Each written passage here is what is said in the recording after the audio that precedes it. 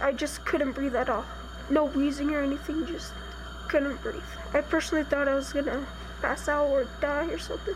An unusual strain of enterovirus called EVD68 has been hitting children hard. White as a ghost, blue lips, he just passed out, had his eyes rolled back in his head, and had to call 911. At least half a dozen states have confirmed cases, and more than a dozen have reached out to the Centers for Disease Control for help. An official at the CDC says these cases might just be the tip of the iceberg, and children's hospitals have seen an alarming number of children coming in with serious respiratory illnesses. Right before the Labor Day weekend, we were seeing numbers in the 150 to 160 per day. These children became quite sick pretty quickly. Some of them within 12 to 24 hours. They were seeing symptoms, and we're seeking treatments. That their treatments weren't working at home. Children with asthma have been hit the hardest. If it's a cold, treat it like a cold.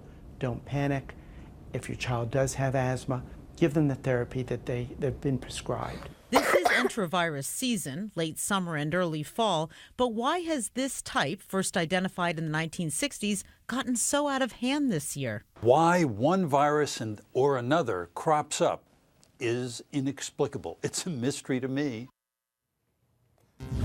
Joining me to talk more about this is Dr. Marianne Jackson. She's Division Director of Infectious Diseases at Children's Mercy Hospital in Kansas City. Welcome to the program, Doctor. Thank you so much. You there in Missouri, you were really the first ones to observe and track the virus, and so you're arguably more familiar with it than just about anybody else. I think the thing that grabs everyone's attention, Doctor, is that it starts off looking like the common cold and then progresses rapidly. So how can parents, in this case, tell the difference? So our experience started about mid-August, and what we found was large number of children being admitted to our hospital, to the point our average daily census would be 240, 250 this time of year. We were upwards of 300. We tracked this back to an unusual virus circulating, and what we found was these children who were unusually sick mainly had asthma and weren't responding very well to their asthma treatments. So that was our tip-off, and that's where we started tracking this virus as it's gone through our community, and we're now nearly 6 weeks into it. And what, I mean, how do parents know, though? I mean, and we know it progresses rapidly, but how do they know that it's something more serious than the common cold, and when should they be seeking help? So it's interesting. I think there's two things that parents should know. Number one, Enterovirus 68, when everything is said and done, probably is mainly going to be manifest as common cold symptoms. And not every common cold is due to EV68. Those children who are most severely affected, though, they got sick very quickly. So cough, runny nose, and within 12 to 24 hours, rapid breathing, and couldn't catch their breath. For children with asthma, they couldn't speak a full sentence. Most of these parents knew very, very quickly that their child needed help and they needed to get to the emergency room fast. So it really declares itself. And I tell parents that the powers of observation that they use typically in looking at their child when they have cold symptoms, and cold symptoms being very common in children, they will recognize this. It is not a secret virus. It declares itself very quickly, very rapidly, and this difficulty breathing is what sets the tone for parents to know they need to seek help, especially for children with asthma. I think that's a really important point, and you use this term that it declares itself, and you sort of know, I think, is what you're saying. Parents will recognize that this is different. We have been tracking this as well, and late this week we got word that the virus has spread to the Northeast. You probably heard that, Doctor. Other parts of the country also starting to test positive, but you have said something I think is important, that in your region the numbers seem to be coming down. What are we to read into that? Is this coming under some sort of control?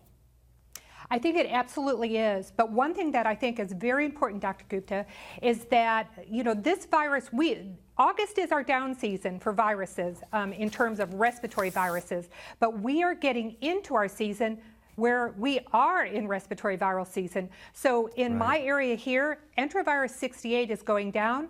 Common cold like rhinoviruses of a variety are coming here, and most viruses are very predictable. So enterovirus, which you know there are quite a number of viruses, typically fever, rash, not respiratory symptoms like this year. But as we go in, our September, October is marked by rhinovirus, We'll get into RSV season, which is very predictable in November, and then into influenza season. So I think we're going to go back to back to back in viruses this year and not have that lull, at least not in my community, that we would normally have before we get well into respiratory virus season. And that's important because parents need to be prepared, and it's a good opportunity to prepare for the respiratory viral season.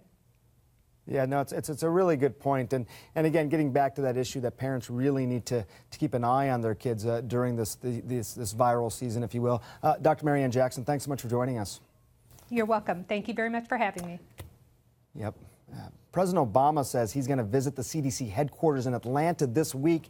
He's going to get a briefing there on Ebola. Now, one of the reasons this is happening is because the head of the World Health Organization says the number of new cases is still growing faster than our ability to control them. The Ebola outbreak that is ravaging parts of West Africa is the largest, most severe, and most complex in nearly 4-decade history of this disease.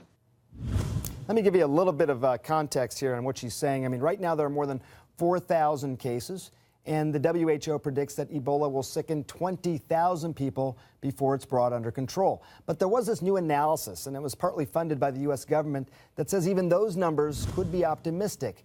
Here's what they say. At the current rate of infection, we could hit 20,000 by mid-October. Now, if public health efforts start to help, the number of cases would only double to around 8,000 or so in the next month.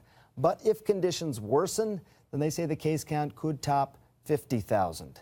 Look, we've been in West Africa covering this story. We've been covering the story right here in the United States. We're going to keep covering the story, keep you informed, and tell you what you need to do to stay safe.